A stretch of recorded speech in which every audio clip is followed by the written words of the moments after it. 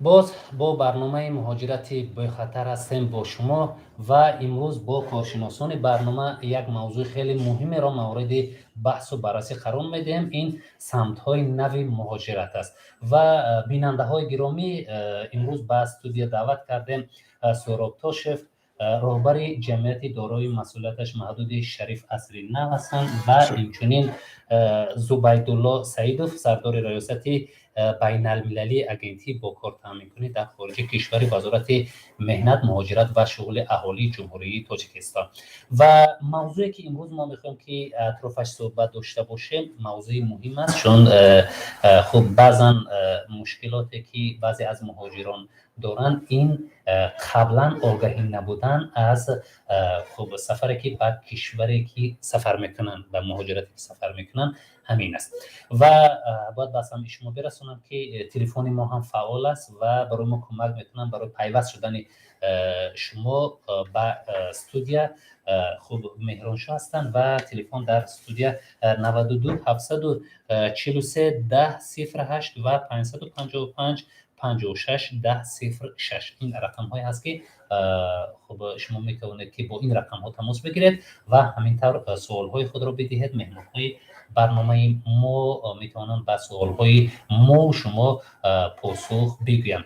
و بیاید شروع میکنیم. اول سوال رو من میدهم و بعدا به بیننده هم امکان خواهیم داد. خب این سوالی هست که بیشتر میپرسن کدام کسب ها درآمدی بیشتر میارن در مهاجرت؟ این سوال هست که هرچند خب بعضا از مهاجرانی که قبلا رفتن هم میگن و فکر میکنم که مسئولین خوبتر و بهتر میگن. فکر میکنم که از شما شروع میکنید. مرحبا. من زبیدالله سعیدوف هستم، رهبر سردار ریاست کارهای بین‌المللی اگنتی با کار در خارج وزارت مهنت.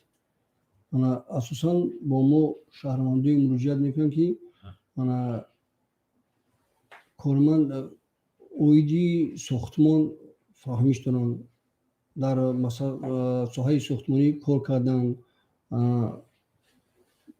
بسیارتر در خارج قشلاق کار کردگی نفرها مراجعت میکنن با اگنتی ما. خلاص اینا درآمدی بیشتر دارن؟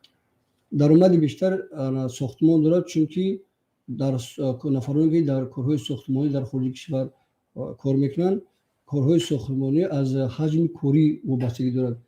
کسی چقدر بسیار کار کنه همقدر معاشی بلند میگیرد.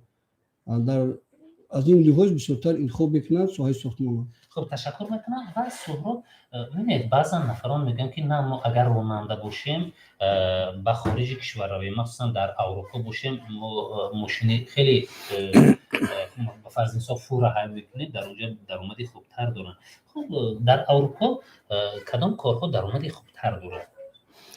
در اروپا اصلا چیزی که شما قید کردید درست، راننده های ماشین های بلند حجم یعنی که فرو چخیل قید کردید معاش خوب، یعنی میتونن $10,000 در یک ماه زیادتر کار کنن. همچنین عوض کردن گویم شهادت نامه رانندگی نه اون خطر گویم مشکل دارد و میتونن شهادت نامه رانندگیشون در همون جا عوض کنن. بعد اون به همه دولت های اروپا اصلا این شرکت های دولت های پریبالتیکا محتاج دارن. بعد از همونجا به دیگر دولت های اروپا بار میبرند میبیارند دو گشته همه کارکتی مشغولند. بعد باز کوری بعد چلونگر هم خیلی کارش خیلی داره. شما گفتید که خب میروند و باید شهادت نامه رانندگیشون عوض کنن. میگه خب یک نفری هست در خط علاقه بیاد عوض میکنه. مهرانشاه خواهش میکنم به میکروفون نزدیک کنید. دو نفر زیاد نایستادن در خط علاقه و تلفن ها فعال است. 92 743 1008 و 555 56 10 06 رقم‌های ما در استودیو است، میتونید تماس بگیرید و سوال‌های خود را بدهید.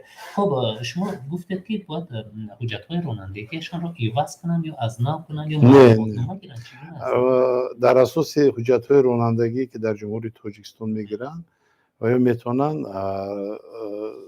حجت‌های رانندگیشون مطابق به دولت‌های طلبات دولت‌های اروپا گیرن و همون حجت‌هایی که پیشنهاد کرده میشد و یا میتونن همچون راننده کار کنن. علاوه خصوص یکم طلبات این یعنی که داشتن تجربه کاری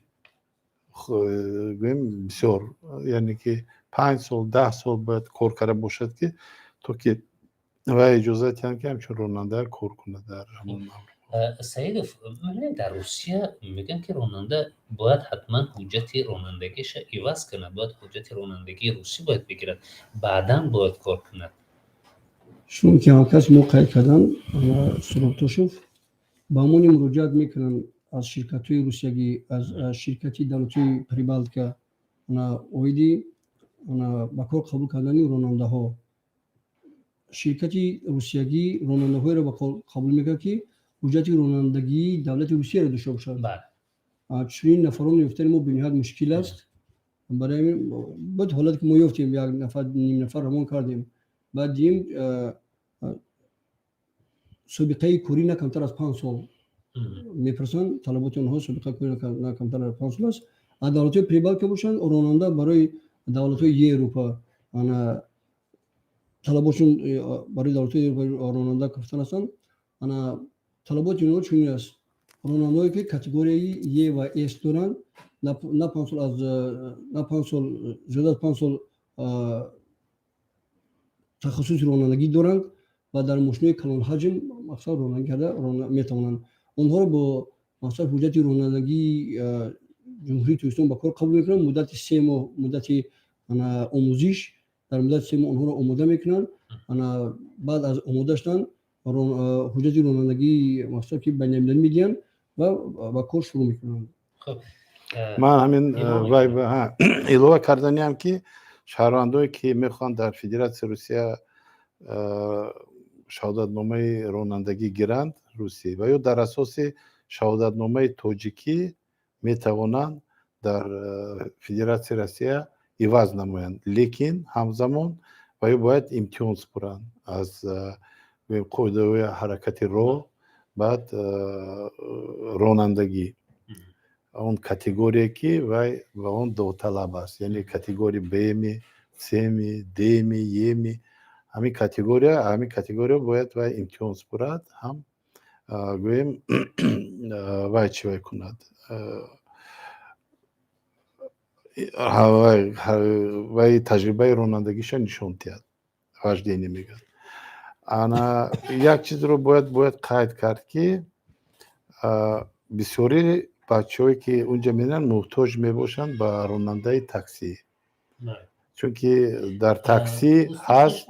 یک نفر در خط علاقه هست، پیوست کنید که از کجا زنگ میزنن، شنونده رو میراشون خواهش میکنم من میکروفون نزدیک کنید. الو سلام علیکم. علیکم سلام. از کجا زنگ میزنه، چی نام دارید و چی سوال؟ از سویلدره هستم. اینجا یک سوال داشتم که برنامه‌تون با خب مرحبا. میگویند که به کریه تنها به کارهای کشاورزی مهاجران را جلب میکنند. اگر معلومات کشاورزی نداشته باشه مشکل پیش نمیاد؟ خب تشکر میکنم. مرحبا شما نسبت اوید اون که به کریه گپ میزنند کشاورزی است یا دیگر تخصص، یک چیز رو قید کردن که بین جمهوری تاجیکستان عموما نیست ولی سازشنامه در شرطنامه اوید، لیکن امضا نشده است. ما سینتر 20 سال گذشته تقریبا 20-25 نفر سفربر کردن. نفرانی که با جمهوری کره با کار سفربر شدن مدت کارشون کم بود، مدتی از 3 تا 5 ماه بود ویزای کارشون، چون چیکار که هم کس موقعیت کردن چونی سازمان بین دولتی نیست، بین جمهوری ترکستان و دولت کره چونی سازمان همکاری نیست. از این لحاظ شهروندی ما مشکل تر است در جمهوری کره جای کار یافتن. نفری که رفته بودن کار طلبات کارفرما همین بود که باید که باید سرتیفیکاتی انا کار در خارج کشور داشته باشند اگر او حجتی یعنی که از وی کاری خارج کشور برمدن نشده اون رو به کار قبول نمیکنن نفران قبول نمیکنن حجت داشته باشند بعد با یک چیز رو اضافه کردنی هستم که با هر گونه راهو کوشش میکنم با کره جنوبی کار روند یعنی که روادید گیرن روند اونجا و میتونن خیلی هست روادید که تو 6 ماه لیکن وای روادید حجه و گویم حقوقی کار کردن ندارد و چون که برای اونجا کار کردن روادیدی کاری گرفتن در کار است همزمان این خیلی بچه در یک جا جمع میشن بعد گویم کاری یگان کس معین نیست همین کسی در کار خوبه کاری میبیاد جدا میکند گرفته میبرد اگر که معقول شد روز دیگرش با همون بچه گرفته کار میبرد اگر معقول نشد یعنی که با از بینشون دیگر شخصان رو انتخاب میکند گرفته میبرد خیلی بار دیگر میگم که این همه راه های غیر قانونی این فعالیت کاری در کره می باشد. خب تشکر میکنم. مهرشو اشاره دارد که یک نفر دیگر در خط علاقه است. حالا سلام علیکم. علیکم سلام مرحمت. شما چی سوال دارید از کجا زنگ میزنید؟ سوال داشتم اوید با موجودات همین نفره که مهارتی کامپیوترشون مقصد کامپیوتر نصب میدونن برنامه‌های کامپیوتری برای و دیگر دولت‌های خارج سفر کردن چی امکانیات‌ها دارن و چیز وجودها باید کنن یک معلومات میده ما. خب تشکر میکنم. شما معلوماتی کامپیوتری داره؟ بله. خب تشکر میکنم. بله من شما را فهمیدم. آیتیشنیکان برنامه سازن اینا چی امکانیت دارن در خارج کشور؟ این زمان بین اگنتی ما و یک از شرکت‌های فدراسیون روسیه چون شرطنامه هست نفران برنامه ساز به کار قبول میکنن. بله. در اونجا معاش هم انیق هست. معاش کمترین از تقریبا $1,000 سر می شود. بله. پیش از اون که با کار نفرانی که در این شرکت همچون برنامه ساز کار کردن میخوان با کار شروع کردن از اونها حجتی برنامه سازی طلب میکنن یعنی که سرتیفیکات داشته باشه که دیپلمی عالی. بله. فرض کنیم دانشگاه تکنیکی ختم کرده باشد با تخصصی برنامه ساز. انا دولتی لیتوا هم برای دولت‌های اروپا چون انا برنامه ساز رو با کار قبول مینامد.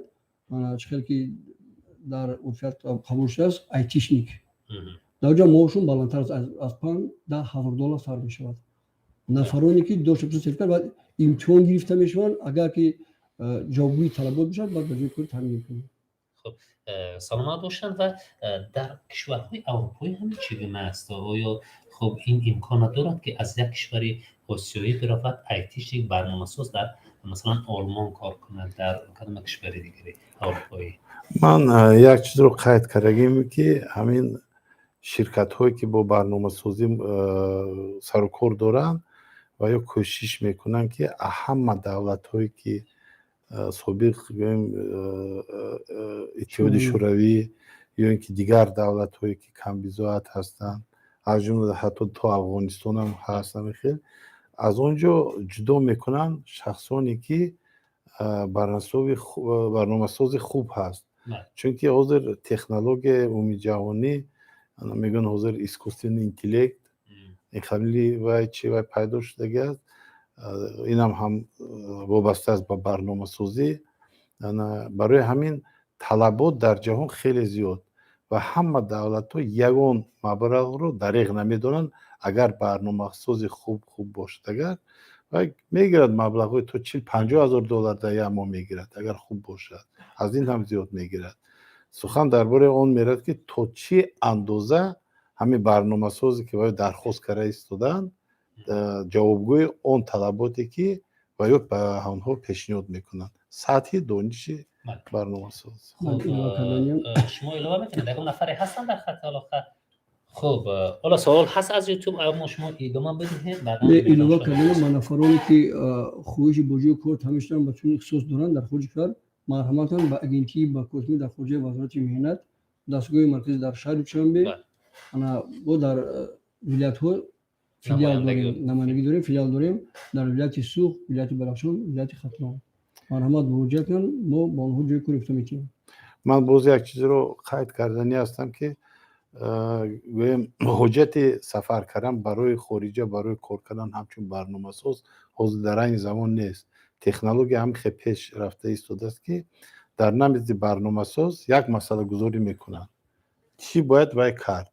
همین مسئله باید بررسی کند، تهیه کند و پیشنهاد کند. این کار را میتونه در تاجیکستان هم کند. اصلا اگر که طلبات همون دولت همون کار شرکتی که همین کار که مشغول است جاوگو باشد و میتونن همین مبلغ مزد مهنتشون از اونجا و همین شهروند جمهوری تاجیکستان بیم تیان تو که وای کار کند همینجا نه برآمده از تاجیکستان و همین مبلغ رو کار میکنن، کار اونا رو اجرا میکنن و بیننده های گرامی، حالا مسئول اگنتی با کار تامین کنی وعده دادن که اگر همین گونه متخصص باشد مراجعت کنند، حتما با جای کار و شرایط خوب مهیا کردن کفالت داده میشد از جانب این نهاد. خب بعدا یک چیز دیگر است چیزی که استاد سهراب در اینجا ذکر کردن، در خود تاجیکستان هم اگر برنامه سازی خوب باشد، ایتیشنگ خوب باشد، کارخانه های عظیمی هستند که در همین جنب به کار میگیرن. چون ببینید که برای یک برنامه سازی خوب از خارج کشور متخصص در بعضی موارد فهمیده میشد که دعوت میکنن، اما اگر در همین جا که باشد فکر میکنم که علاقه کارخانه ها اونا بر کار تامین میکنن. بگذاریم به یک مسئله خیلی مهمتر، اما پیش از گذشتن به مسئله دیگر خوش میکنم میرانشاه به فکرم یک سوال آمده است، بیاد همون سوال خونید که در کدام مورد است و چی سوال است. جایی که در یوتیوب نوشته است روی رفتن به اروپا بیشتر معلومات دید، کجا مراجعت کنیم، کدام حجت ها لازم، ویزا چه گیریم؟ تشکر. راههای رفتن به اروپا را گفتم که چگونه رفتنش برای ما معلومات بده. شما پاسخ میگید یا خب مرمت ما از تجربه کوری من میتونم گپ بزنم. ما شهردوما با دولت لیتوا بستگیم. بله. با جمهوری لیتوا برای با جای کاری تامین کردن شهروندان جمهوری تاجیکستان در دولت‌های اروپا. طلبات کارفرما چون است همه خرجات هایی که انا باید شهروندی میکنن از حساب کارفرما پرداخت کرده میشن. به مثالی بعد از مراجعت کردن انا صحبت جانونده میشه بین شهروند و کارفرما.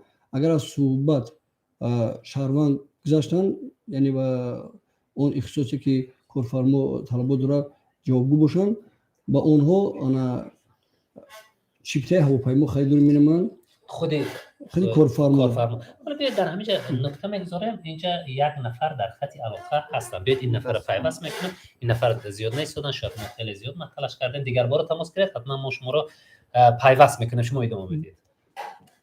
خرجات های هواپیما شیفته هواپیما از طرف کارفرما است، رفته با دولت جای کار رسیدن برابر با جای خوب تامین میکنن، سه وقت خوراک میدن. حجت هایی که در دولت جای کوری ترتیب داده میشن از جمله با قیدگیری و جای کار تامین شدن از طرف کارفرما انجام داده میشود.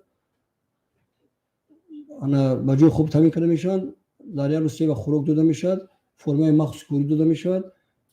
این تنها در لیتوا یا در کشورهای اروپایی اساسا هر یک کارفرمایی که با اگنتی بوکاتمی در خارجه وزارت ایران مراجعه میکنه برای همکاری با راهماندن همکاری مهنتی، یک طلباتی طرف اگنتی بوکاتمی همین هست که اگر کارفرما همین شرط با عهده گیرد، اگنتی به اونها شرطنامه مهنتی به امضا میرساند.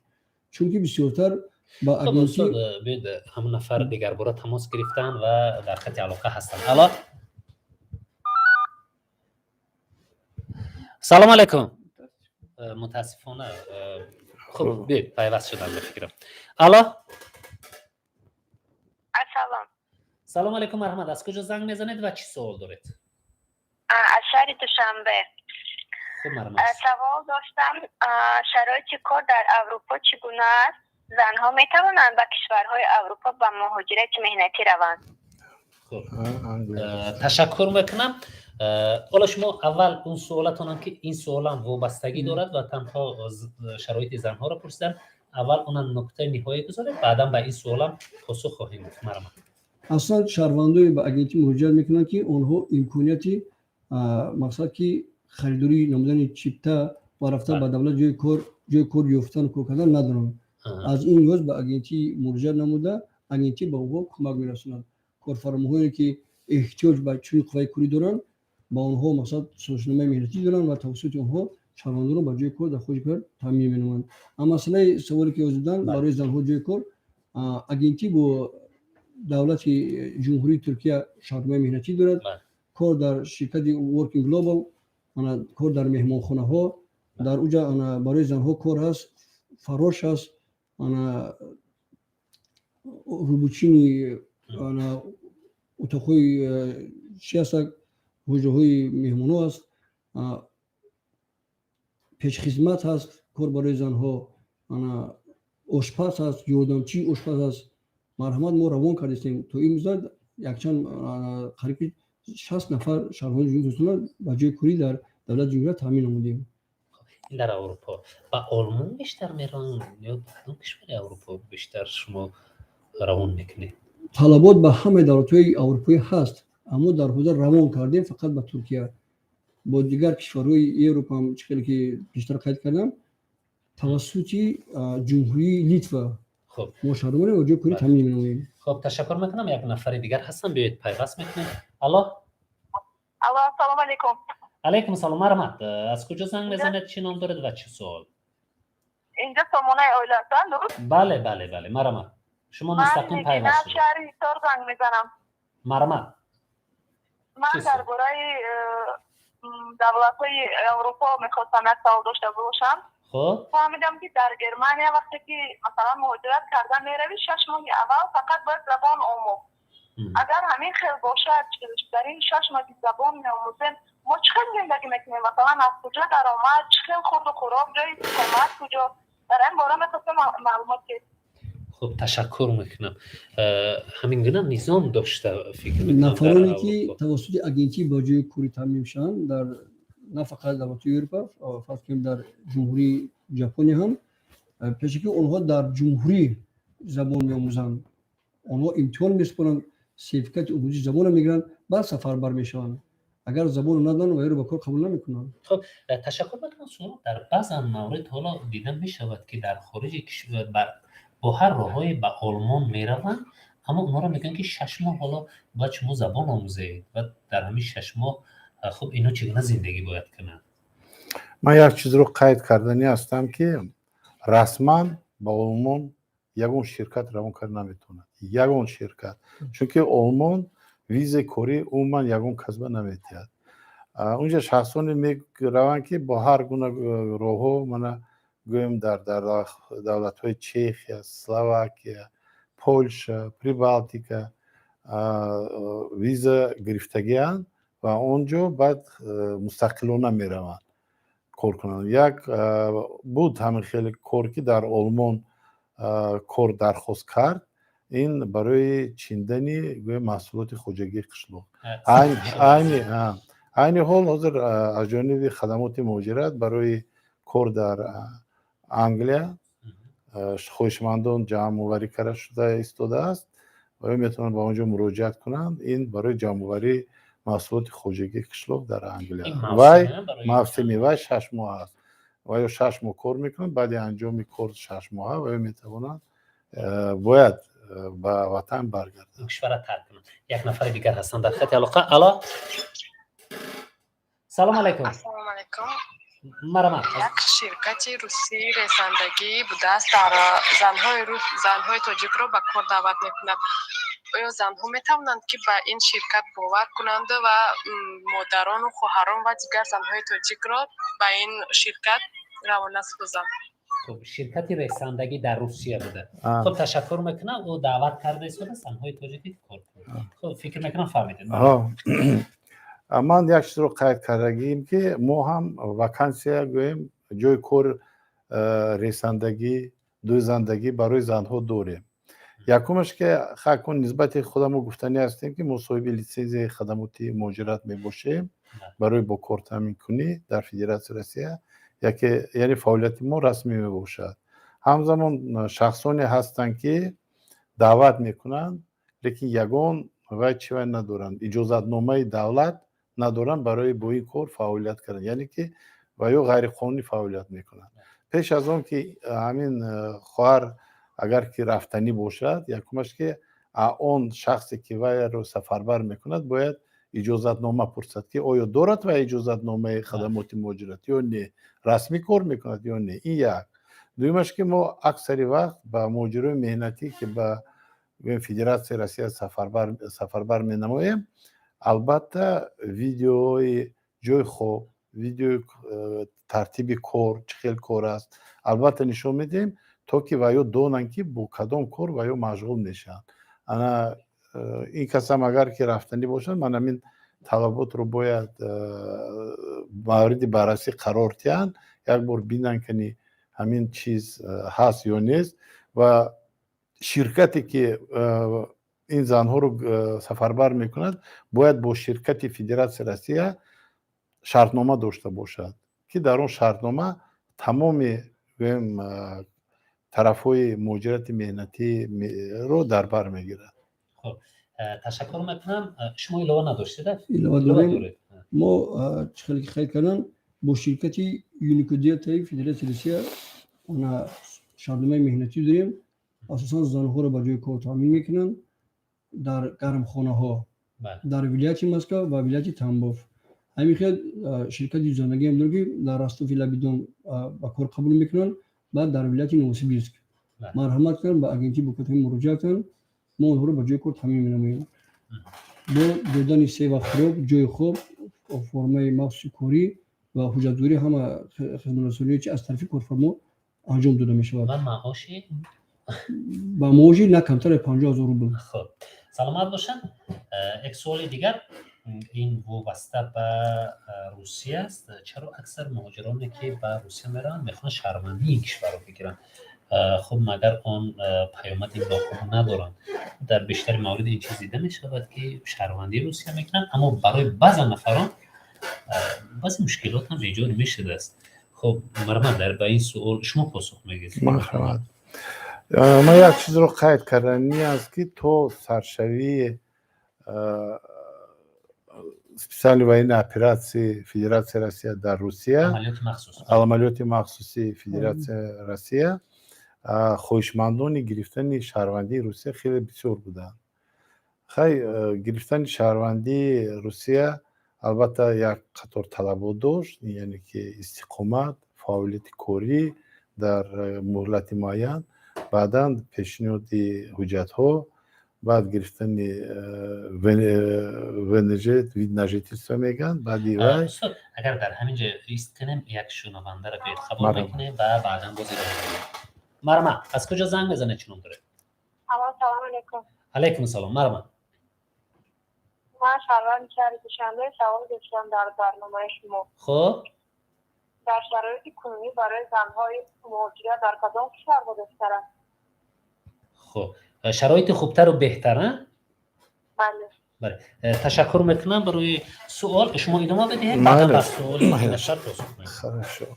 انا خویشمندان بسیار بودند برای گرفتن شهروندی روسیه. شهروندی روسیه چی رو میتید؟ یکمش که و یا بعدی به نفقه بر اومدن میتونن نفقه گیرن از فدراسیون روسیه که نفقه شون کلانتر نسبتا به دیگر دولت ها. بغیر از این و یا برای سپوریدن پاتین مبلغ هر ماه نمی سپورند، یعنی که فعالیت کاری آزاد دارند همچون شهروند فدراسیون روسیه. مهاجر مهنتی باشدگر و باید پاتین گیرن، هر ماه پاتینشون مبلغش زیاده از 6000 روبل روسیه هر ماهش می باشد. باید بعد یک سال سرحد رو ترک کنن و درآیند. من هم خیلی طلبات هست برای شهروندان فدراسیون روسیه. این خیلی طلبات نسبت گویم بسیار گویم لگوت دارد، امتیاز ها دارد.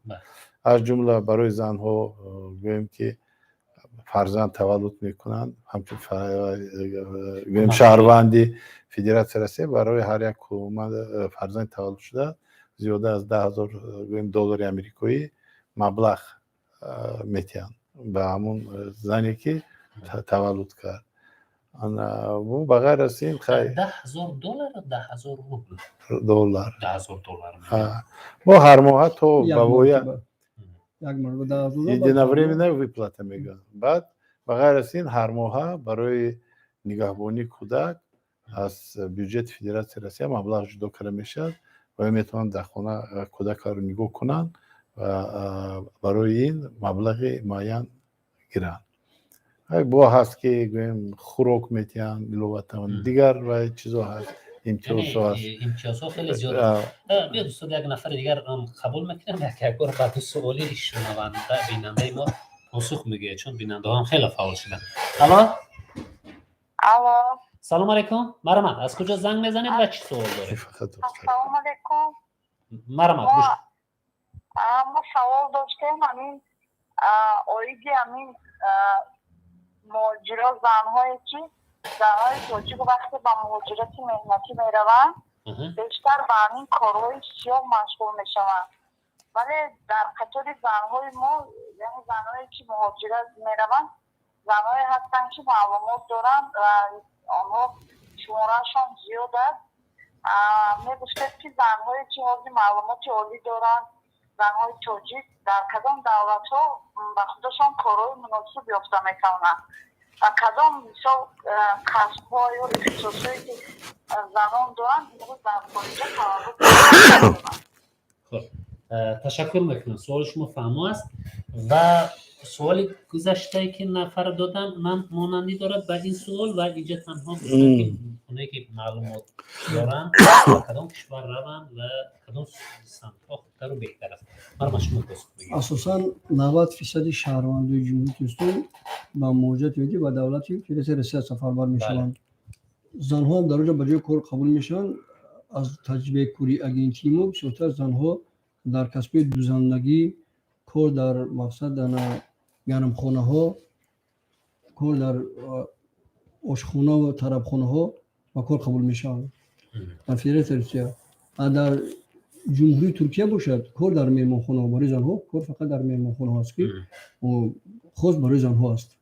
خب تشکر میکنم و اولویت به کدام کشور میتید از کدام کشور خوبتر و بهتر است برای زنهای توجیه گرفته؟ من با یک بار سوالی من شنونده گفتنی هستم که وای گفته است که اگر معلومات عالی داشته باشی معلومات عالی اساساً با فدراسیون روسیه دیگر دولت‌های اروپا احتیاج دارن به کارمندانی که فیزیک تحقیقاتی کار میکنن بخشش میکوون چی میچینن میدوزن همین خیلی کارو معلومات عالی کتی اصلا شهروندای خودی همون دولت کار میکنن مشغول میباشن همون به ویو اختر محتاج ندارن گویم یکی از ساحه‌هایی که ویو محتاج دارن این ساحه تندرستی است در ساحه تندرستی دخترها میتونن خود رو در اونجا کار یابن هم مبلغ خوب به دست بیارن. تشکر میکنم. اینجا بیانشان یک نفر دیگر هست در خط علاقه بیاید این نفر هم پیوست میکنیم. الو سلام علیکم. الو پس خب ما رو میشنوید؟ بله شنونده شدم اکا. مرحمت از کجا زنگ میزنید و چی سوال داره؟ ما یا شوفیر که کلوب زنگ زدیم همین همسایه‌مون اکثریت چون گرمانیا کورکنی رفتگیان شاپیورن وجدا خب خیلی مشکل بلان های میکنه منم نیتی اصلا دارم امروز پرستانه بدیم که همین پروای مو و تاجیکستان در اینجا کار می اومده باشه یا اونجا میره اصلا پروا میگیریم در اروپا ها؟ بله خب تشکر میکنم برای سوال سوالشون فهمو من خود در نسبت این سوال و الهاتا فکر میکنم خیلی با همون گپ که وایو در اروپا گویم حجتشون دیگر میکنن دیگر کنی حجت چی در اروپا چی در امریکا خیلی آسان است و بعد ایواز کردن میتونن با این کار فعالیت کنند. تشکر میکنم بیننده های ما خیلی فعال شدن و بیاید با یک نفر دیگر هم امکان بدهیم که اینا چی میگن. مرحبا مهران شان باشند پیوست کنید که زیاد نیستادن در خط علاقه. و اینجا یک سوال دیگر است. نفر گفت است که به چین برای کار دعوت کردند. به چین برای کار دعوت کردندشان. خب برای مهاجرت چی توصیه میدید؟ آیا به چین روند یا نروند گفته است؟ من یک چیز رو قید کرده این هستم که چین، ترکیه مزد مهنت بسیاری نمیتید. اساساً گویم با ترکیه یا چین شهروندای میروند که با فدراسیون روسیه روشون بسته می باشد. خیلی گفتیم ترکیه با تقریبا 350-400 دلار آمریکا مزد مهنت بلند نیست، لیکن آدمایی هستن که به همین مبلغ هم محتاج می باشن و میروند کار میکنن. بعد خیلی که شکایت بسیار میشود از مهاجران مهنتی که از معیار وقت زیادتر مجبور میکنن کار کردن، هرچند که خورد و خوراک میتین جای خوبی به پول میتین، همزمان طلبات نسبت کارشون خیلی زیاد میباشد و همین مبلغ برای همین هم همونجا میرن. نکی جهت به چین رفتن من راستی گپ گویم نشنیدگیم که یگان کس محتاج رفتن چین، اگر که وای رو تکلیف کرده باشد همچون متخصصی بلند اختصاص درست است، لیکن اهالی چین 1 میلیارد زیاد هستند. 1.5 میلیارد مگر 1.5 میلیارد شهروند است و یا محتاج مهاجر مهنتی است. تمام خطایا در روسیه کار کردند همچون مهاجر مهنتی. نمیدونم این نفر رو دعوت کردن به چین. خب شاید اختصاصی بوده که چینی ها نداشته شاید.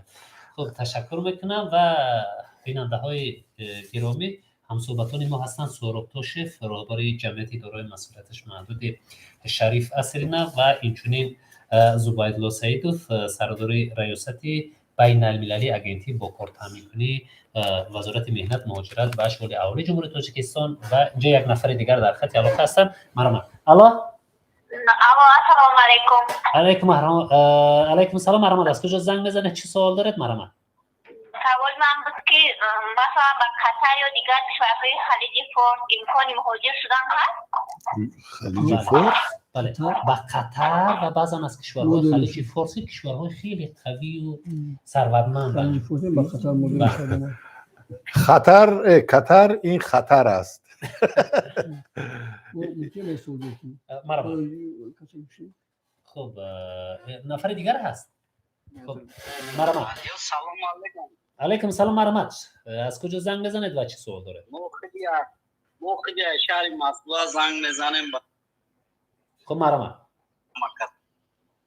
ما افیری شما را تماشا داریم. همینجا خواهرو برآمده مقصد مهاجرت میگن جای کار به حد مهاجرت لازمی هازی مقصد همین کار کنیم در هم وطن جای کار باشه. همین مثال همین کارگرای در دولت کار میکنن سندورم مقصد هم مادر و خواهرو را کار کنی نمونین هر دولت رفتنی. این وضعیت بزی بیوزی مسکوا میگن مسکوا خودش روز باروز تینشی دسته میسو ما وضعیت میبینیم همینجا مقصد بزی پیشیده ساید هر چند باشه در وطن جای کار باشه مثل وطن در کار کنه وطن نبویم.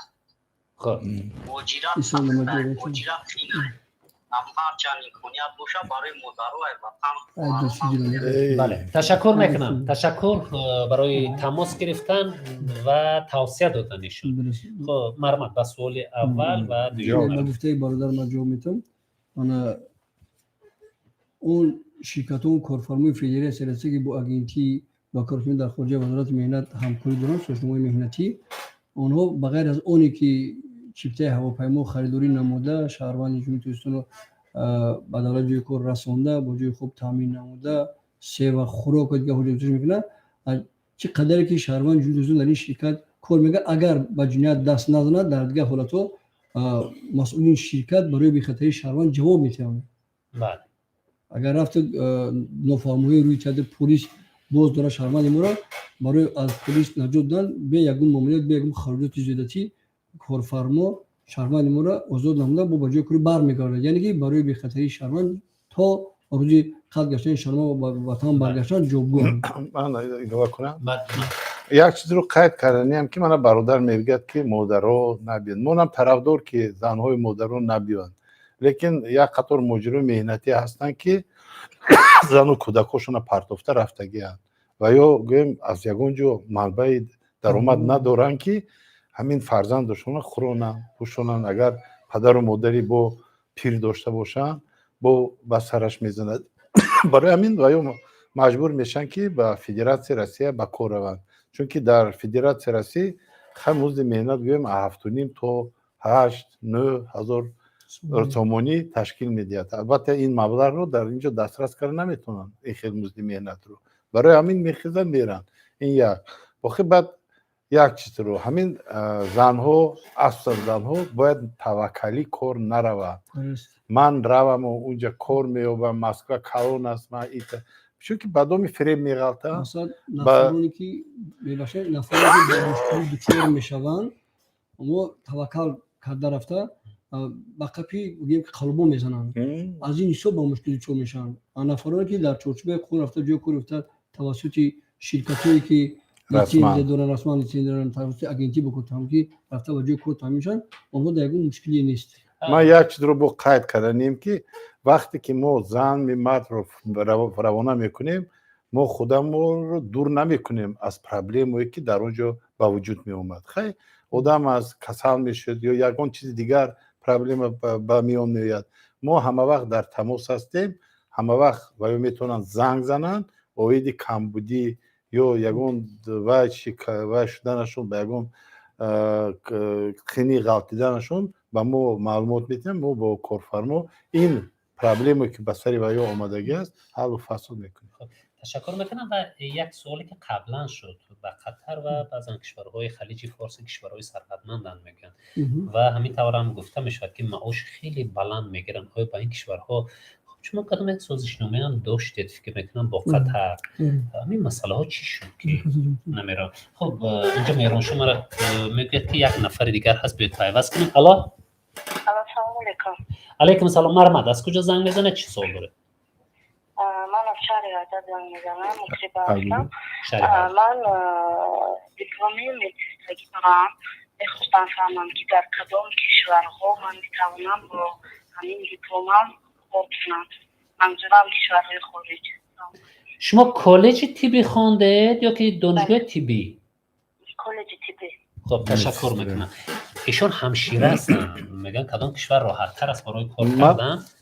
و بیاید اول به سوال اول پاسخگوییم و بعدا به سوال شما دیگه. که شهروند سوال دادن انا در دولت قطر انا معاش بالا میتن агентӣ бо кодомӣ бо давлатҳои арабӣ давлати қатар давлати кувейт арабистони саудӣ ва аморати муттаҳидаи араб сӯзномаи ҳамкорӣ доранд ҳамкорӣ баром мондагаан аз ҷумла ба шаҳри дубай аллакай мо равон кардем ба сифати фурӯшанда ва борбардор маош касоне ки забони англисия баланд забони англисия нағз медонанд ба сифати фурӯшанда ёрдамчии фурӯшанда кор мекунанд маош $720 сар мешавад بله دیگه همه خریدارها تا از چیپتای هواپیما خریدار آمده و رفته به جای کار هستند از طرف کارفرما خریدار کرده میشن افرادی که زبان انگلیسی بلد نیستند ما اونا از $460 سر میشه که این در شهر دبی در دولت امارات متحده عرب بنیاد معاش پست است معاش نوچیز است چون در اونجا چیزی که همه ما معلوم است همه مصرف چیز قیمت هستند از دولت قطر هم وقتی ما از او طلب کردیم درخواست جوی کاری خونی و معاش میلگی از $200 سر کردم بعد تو $450 ما وقتی پرسان جوی $200 شهروند ما در خود جمهوری ترکستان دریافت بگید $200 انا و یا گفتن که شهروندای هندوستان به همین مبلغ کار میکنن برای می دولت قطر در حاضر از $450 زیاد وعده ندونست است بله من یک چیز رو ایلوه کردنی هستم که و فکرم یک سال محترم وزیر سمنگل سالید سابق وزیر مهنت با که روبری اگنتی با کارتا میکنی در خارجه رجبوف جمعه خان رجبوف رفتگی بودن بعد با سردار خدمات مهاجرت رفتگی بود قطر اویدی با کارتا میکنی و او رو شناسایی کردن با شرط شرایط این یک چیز رو واقعا بعد ما نقل کردن همین اون وقت با فکر من پیش از چمپیونات جهانی فوتبال بود یعنی که طلبات و ساختمانچی بسیار بود در یک گویم چول як гӯем лагер кардагиам дар он ҷо хона пона муҳоҷирои меҳнатӣ ҳамонҷо ҷо мекарданд, саҳар мебурдам бо ҳамун чӯлба оварда ҷо мекарданд, баъд маошам зиёд набуд. барои ҳамин ба фикри ман ин хеле рамашини гӯем созишнома бастану ҳамзамон чӣ хел ки бародари мо гап заданд, музди меҳнати унҷа хеле паст мебошад ва ҳақиқат аст. ҳиндустону малайзияю дигар давлатҳои камбизоат ва ё муҳоҷирое мегиранд ки ба ҳамин кор ва ё машғул мешаванд ва барои ва ё $200 ки гуфтистанд, ин маблағи хеле калон мебошад. бале ба ҳамин хотир аст ки мебинед барои шаҳрвандон маблағ пешниҳод мекунанд. ва инҷа худ меҳроншо ишора доранд ки дар YouTube як суоли дигар омадааст. меҳроншо бибинед чӣ суол аст? марҳамат. яке шоиста ба микрофон наздиктар. шоиста аҳмадҷонова менависад: салом алейкум, писарам мехоҳад ба Русия кор равад, ҷои кор ҳаст, маблағ кам, то 30,000 будааст. инҷо шумо мегӯед то 7,000 сомонӣ маош мегиранд. инро чӣ гуна қабул кунем? марҳамат. ва ё метавонанд ё ба мо муроҷиат кунанд ё ба агентии бо кортаъминкунӣ дар хориҷа. гӯем инҳо ҳам моҳо ҳам ҳама мо расмӣ кор мекунем ва барои он маълумоте ки мо метиҳем ҷиҳати музди меҳнат мо 100% гӯем кафолат метиҳем ки ҳамин маблағе ки дар шартнома мо қайд мекунем, шартномаи пешакӣ нишон медиҳем, мо албатта ин маблағро ва ё мегирем. дар ҳозира зиёда бо 40 ширкати Федератсияи Русия ҳамкорӣ дорад. чӣ хеле қайд карданд, ҳастанд ширкате ки 23,000 метиҳанд, 28,000 метиҳанд, 30,000 метиҳанд, лекин худи шаҳрванд интихоб мекунад. агар шаҳрванд ризо бошад дар чунин ширкат кор кунад, фарз кардем дар вилояти Новосибирск, дар шаҳри дар вилояти Новосибирск кор дар ширкати ғишт, заводи ғиштбарорӣ, дар онҷа кори сменавӣ ҳаст. кори сменавӣ ҳаст. нафароне ки истеъдоди кор кардан дар чунин корҳо доранд, ҳамун сменаи кори 8 соат дар бар мегирад, ҳамина дар байни 3-4 соат анҷом медиҳанд. яъне ки дар як рӯз 2 маротиба ба кор мебиранд. як сменаи кори онҳо 1,500 рубл ташкил мекунанд. агар 2 маротиба дар рӯз 3,000 рубл кор кардан метавонанд. лекин нафароне ки балад набошанд, аз як кор набиранд, ҳамун як сменаро кор кардан наметавонанд. ташаккур мекунам. ва инҷа як нафар дар YouTube суол додам.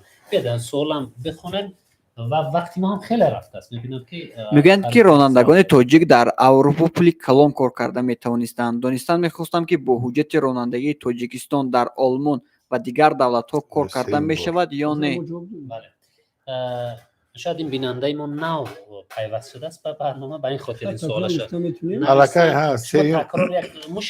сеюм бор такрор карда истодем ки шумо метавонед дар давлати Аврупо ҳуҷҷати ронандагии Тоҷикистонро ба ҳуҷҷати дар асоси ин ҳуҷҷат ва шумо метавонанд ҳуҷҷати ронандагии Аврупоятианд метавонанд ба агентии бакоти муроҷиат кунанд. чӣ хеле ки мо пешвақт қайд кардем, ширкате ки дар ҷумҳурии Литва фаъолият дорад, онҳо ронандаҳои ҷумҳурии Тоҷикистонро муддати 3 моҳ омода намуда, ҳуҷҷатҳои ронандагиро ба ҳуҷҷатҳои ронандагии Европа мутобиқ карда, агар омода шуда бошанд, баъд аз супоридани имтиҳон сафарбар мекунанд ба давлатҳои Европа, ба ҳама як тоқа Германия, ба ҳама давлатҳои Европа. хуб, ташаккур мекунам. ва агар як нафар бошанд ё дар YouTube суол бошад, хуб биёед пайваст мекунем ва дигар нафара пайваст намекунем, ба хотире ки вақтам хеле ва суолҳо ҳам такрор шуда истодааст. хуб, дар YouTube фикр мекунам суол додан. марҳамат, меҳроншохона чӣ суол аст? гулистон давлатшоева: барои занҳои 45-50 сола дар Олмон ронандагӣ карда метавонанд ё не? занҳои ронандам ҳастанд ва метавонанд дар Олмон кор кунанд. хеле занҳои гӯем ронанда метавонанд ронандаи автобус бошанд, ронандаи трамвай бошанд, лекин ҳамин баям ба фикри ман талабот ози барои ронандагӣ то 45 сола ҳай. дар як ҷинс ани гуфтагӣ нест, зан ё мард хай муроҷиат кунанд, мебинем то 45-50 сола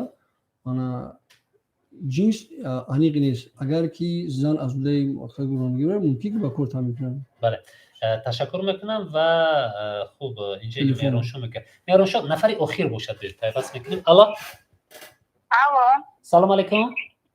و علیکم سلام. مرحبا از کجا زنگ بزنید و چی سوال دارید؟ من یک سوال داشتم. من نیگوره از ترینوره. خب مرحبا. من میخواستم فهمم که من باید که چی رو دانم یا که چی باید کردنم در کار که حقوقهای من رو در همین مهاجرت اعمال نکنم. بله برای اینکه بسیار همخیل غیار شدگی بود صحبت‌ها یکم شنیده بودم یکی خودم رفتنی هستم برای همین تکتکی بودم رو باید که اگر هستم که چی رو باید دانم اگر جواب نداده بسیار هستم. تشکر بس میکنم. کن. سوالشو فهمو است. تشکر میکنم برای تماس گرفتن و نفری اکیسو اخیر بزن. اکیسو کسا اکیسو شما تپوس میگید. باری دیگر ما قید کردیم که اگر شما رفتنی باشید باید با شرکتی که صاحب اجازتنامه خدمات مهاجرت می باشد علاقه کرده به طریق وی روید. در این حالت حقوق شما میتونن همین شرکت هایی که شما سفربر میکنن حمایت کنن. هر گونه گویم یا مزد مهنتی نادرست میتین یا دیگر حالت ها به وجود میاد. وقتی که شما خودتون میرید و علاکون کفالتش به خودتون است. شما اون وقت میتونید اگر غیر قانونی کار کنید اگر عموما شما به اون کسی یاردم کرد نمیتوند. یعنی که به پاتنت و به اجازت نامه های دیگر اگر که گویم پاتنت و گرفته تونید کار کنید رسمی خیلی هست مقامات هایی که در اونجا حمایت میکنن از جمله ساختار وزارت مهنت مهاجرت و شغل اهالی است. این نمایندگی این وزارت در فدراسیون روسیه مراجعت کردن میتونید و یا حمایت میکنن. خب شما علاوه کردنی بده. مسئله بعد از سفربر کردن و حمایت حقوق شهروندانی که توسط اگنتی و شرکت هایی که لیسنس دارن شهروندان ما را در خارج کشور به جای کار تعیین میکنن. از جانب اگنتی بعد از سفربر کردن مهاجر میتی هر سال متخصص سفربر میشن در شرکت هایی که شهرنامه مهنتی بین شرکت و اگنتی است در اونجا مانیتورینگ میگذارن. از بود و باش شهروندان خبردار میشن. طبق شهرنامه بسته شهرنامه مهنتی بسته بین اگنتی و شرکت جای کار از روی شهرنامه اون چه که کارفرما با عهده گرفته است بند به بند در حال جاندن مانیتور طلب کرده میشد و از شهروندان پرسیده میشه که آیا همین بنده اجرا شده استوده هستن یا نه. در صورت اجرا نشدن کارفرما در نزد مقصد که مقامات خوب جوابگوی است. خب تشکر. و اینجا یک سوال دیگر چرا مهاجران طریق بانک ها از کشورهای اروپایی مبلغ زیاد روان کردن نمیتوانند؟ خب سوال است که خیلی زیاد در این صورت ما قید کردیم که ما با دولت‌هایی که همکاری داریم معاش شهروندان در کارت گذارنده میشود با خواهش شهروند همین مبلغ در جمهوری ترکستان گرفته میشود. دیگه امکانیت با بانک رفتن مقصد که با جمهوری فرستادن چی نمیمونه مبلغ گرفتهش یعنی که در کارت میگیره این معاش در جمهوری ترکستان پرداخت میشه. طریق همین کارت هم مشکل دارن میگه که ما $100 یا $200 روان کرد میکنیم مثلا در روسیه خود شرکت مبلغ میگذارن در کارت در خود جمهوری ترکستان است. در این معاش اگر شرکت با کارت اینکه در تاجیکستان است گذرانه همین میگذارن در حالتی که اگر که توسط اگنتی با کار تامین شده باشن یک بند شرطنامه همی است که کارفرما مزد معاش شهروند جمهوری ترکستان در کارت میگذارند کسی را که اگر وکیل کند برای مبلغ گرفتن. بعد نمایندگی بانک های ما در بسیاری دولت های اروپا هست. مثل اوریون بانک دارد هم در انگلیه کبیر دارد. بعد در اروپا دولت های اروپا دارد فیلیال های خود میتونن طریق همین بانک اوریون بانک پول خود رو سروانه کنن. خب اینجا میرانشو میگن که یک نفر خیلی زیاد میخواد که تماس بگیرد هرچند مفتد کنیم بیاید پیوستشون کنیم چون معطل نکنیم بگیم. الو سلام علیکم. علیکم سلام مرحبا. بفرمایید از کجا زنگ میزنید؟ از جمله زبان خطویه میدونم جمهوری تاجیکستان میتونه که مهاجر به جمهوری خطوی روان کند.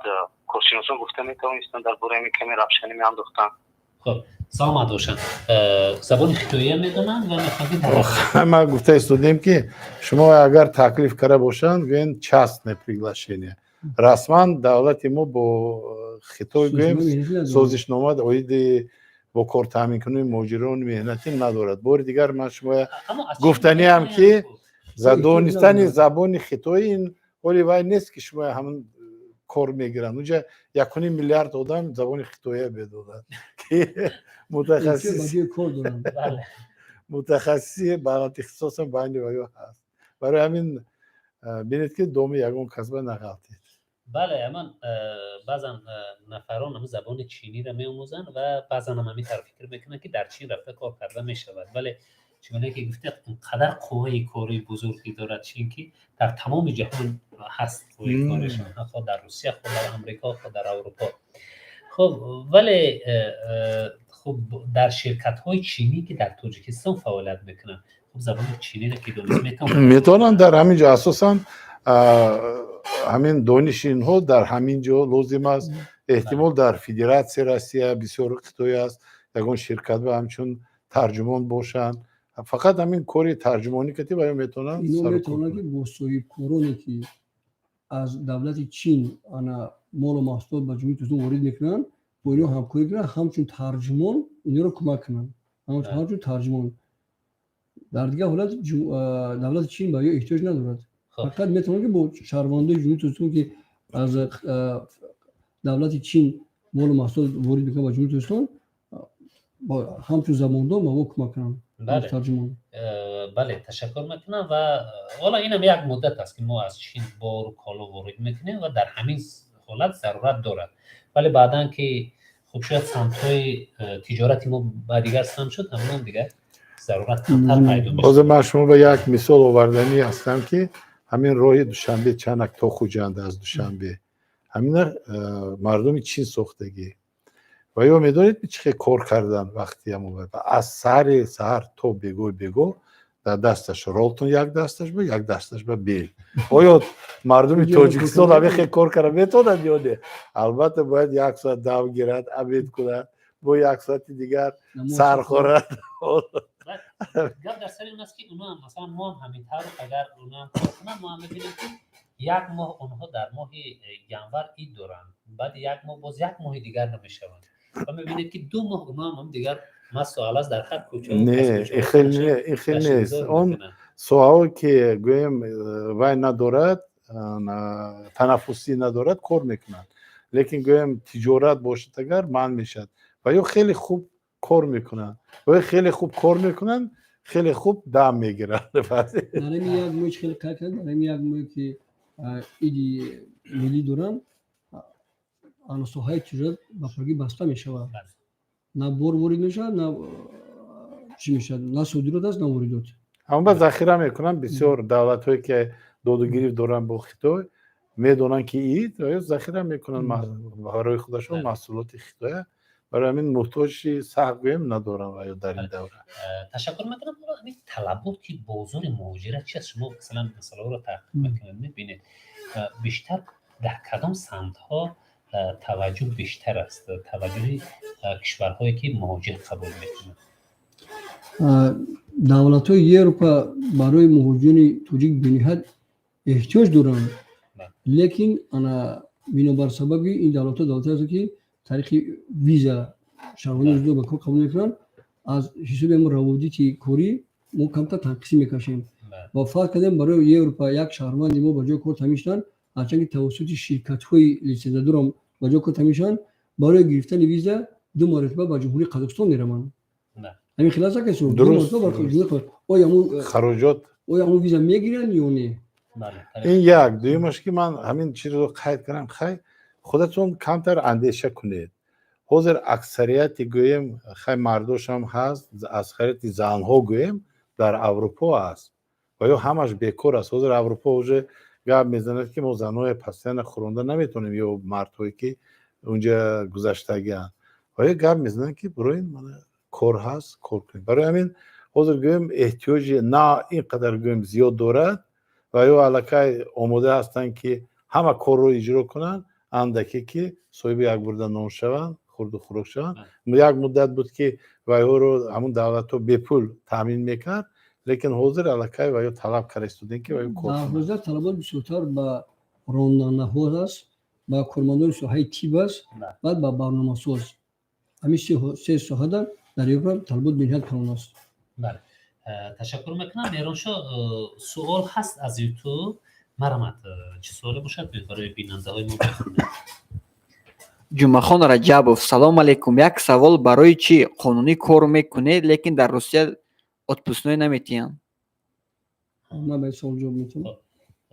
سلامت باشین. سوال خیلی مهم است. یک بندی شرطنامه مهنتی بین اگنتی ما و شرکت‌های کارفرمای فعلیت زده همین است که وقتی شهروند در جمهوری اسلامی سال یکمی به کار رفتن بعد از 11 همای کاری رخصتی مهنتی داده میشد.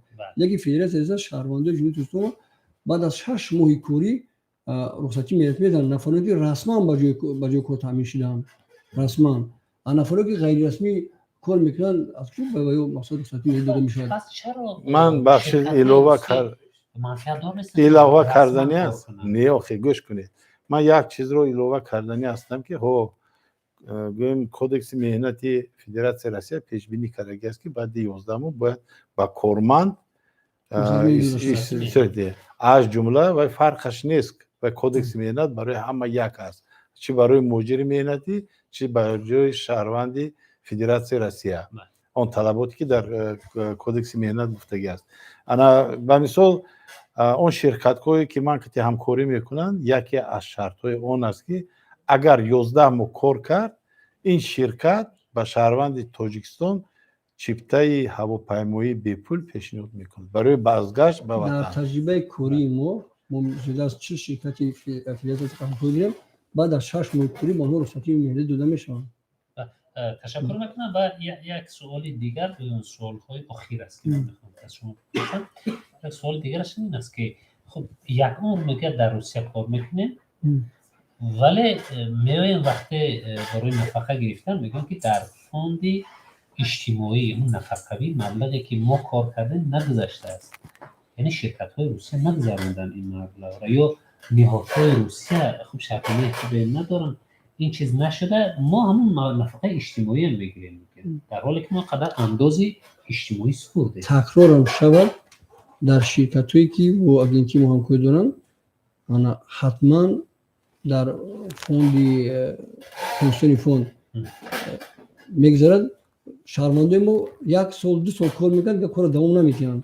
اگر مقصد تو نفقه در اون شرکت کار کنن حتما اینا میبینن که اون نفقه پولی از همون طرف همون شرکت پرداخت کرده میشود. حالا سعید در این مورد به یکم در استفاده گذاره چون یکم نفر را میدونید که نفقه حالا خیلی زیاد نفرانی هستن که تا به نفقه رفتن در یک جا کار کردن انداز سپاریدن، اما شما یکم نفر را میدونید که همون نفقه را گرفته است که مثلا از جانب روسیه داده میشه.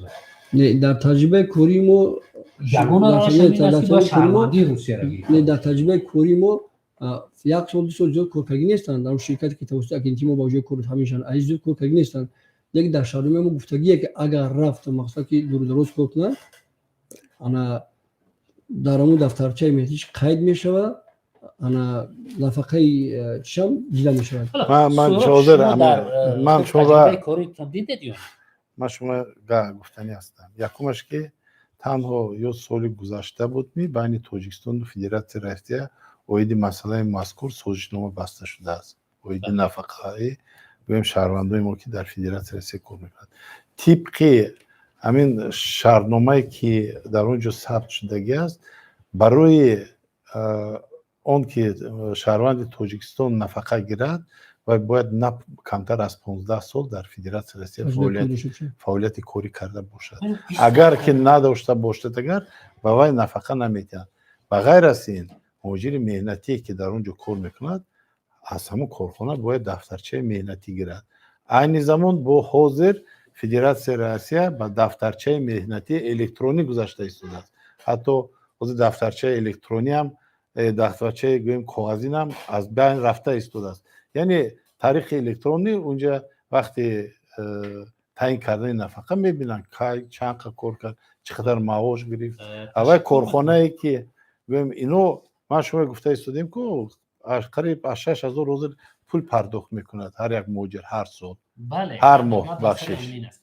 خب حالا ما یک موضوع مخصوصی دیگری داریم که در برنامه‌های آینده این مسئله را در بحث میگذارم. این نفقه مهاجران است.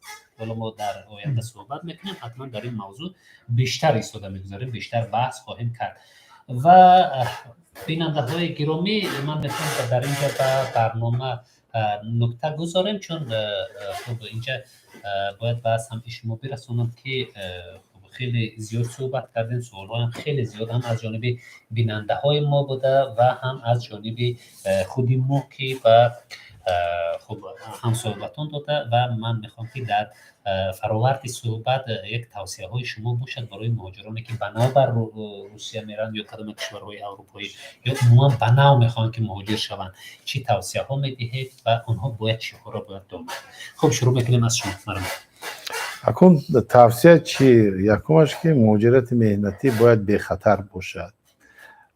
متاسفانه اکثریت شهروندای ما همسایش تلفن میکنه، جورش تلفن میکنه، بیا میگه، بعد از اونجا تلفن میکنن ای مونا فریب کردن، یکون کار یافتید، الکی مهلتی گرفتن پتنت گذشتگی است. ای مورا ای کار معاشش نادرست بود یا معاشه. اما پیش از رفتن شما باید 100% باید دونید که همونجا کار میرید، همین معاش میگیرید، همین دیگر وای با دوشی همسایه و وای نباید روید. چخیل که من گفتم محترم سعید هم قید کردم، باید با شرکت های در تاجیکستان مراجعت کنید که اجازت نامه داشته باشند. تنها کفالت این شرکت ها میتواند شما از هر گونه کمبودی های فریبگری امین دارد. دیگر یگان شرکت گویم در اونجا وای کنید، دیگر بدام یگان فریبگر میغلطید یا مجبور میکند به پتین کار میکنید یا مجبور میکند قیدگیری موقتی در جای زیست موقتی نکنید. وقتی وقت شد بدام پلیس غلطی دیتون شما از اونجا دیپورت میکنن و وارد شوی و فدراسیون روسیه کمش 5 سال به شما من است. خب تشکر میکنم. برای مهاجرت به خطر ما توصیه میدیم که مرحمت کنن با اگنتی با کوکیم در کجای وزارت مهنت مراجعه کنن. بعد پیش از سفربر شدن برای خود با کجایی که سفربر میشن در برای شرکت معلومات پورا گیرن، معلومات پورا داشته باشن. پیش از سفر با کارمندان اگنتی که اینها رو سفربر میکنن تلفنی که در آینده در تماس میشن گیرن. هر یک مشکلاتی پیش میاد زنگ زده، انا مقصد که مشکلات با کارمندان اگنتی برسونن. کارمندان اگنتی همه وقت آماده‌اند که با ما کمک کنن. تشکر میکنم برای یک صحبت خیلی پرمحتوا و پاسخ گفتن به سوال‌هایی که خیلی مهم در موضوع سمت‌های نوی مهاجرت بود. من فکر میکنم که خب اون پاسخ‌هایی که گفته شد حتما اون نفرانی که به مشکلات مواجه شدن، اون نفرانی که خب میخواستن به مهاجرت روند حتما از هر مشکل کار خودشون قرار خواهند داد. و یادرس میکنیم بیننده های گرامی هم صحبتان ما بودن سهراب توشف رهبر جمعیتی دارای مسئولیتش محدود شریف عصری نو و اینچنین زبیدالله سعیدوف سردار ریاستی بین المللی اگنتی با کار تامین کنی وزارت مهنت مهاجرت و شغل اهالی جمهوری تاجیکستان و اینچنین ما را همراهی میکردن برای پیوست نمودن بیننده ها و اینچنین خوب سوال هایی که طریق دیگر وسیله ها مخصوصا یوتیوب کانال ما اومده است از جانب بیننده ها مهرانشاه عثمان زاده. خب در اینجا میخوام با برنامه نوبتی مهاجرتی به خطر حسن انجام ببخشم و یادرس میکنم که برنامه با دستگیری شرکت هایی که در سمت مهاجرت کار میکنن آماده و پخش میشود. خیر تا برنامه های دیگری مهاجرتی به خطر از یوتیوب کانال آیلا تیجی با ما بودن را فراموش نکنید. خیر.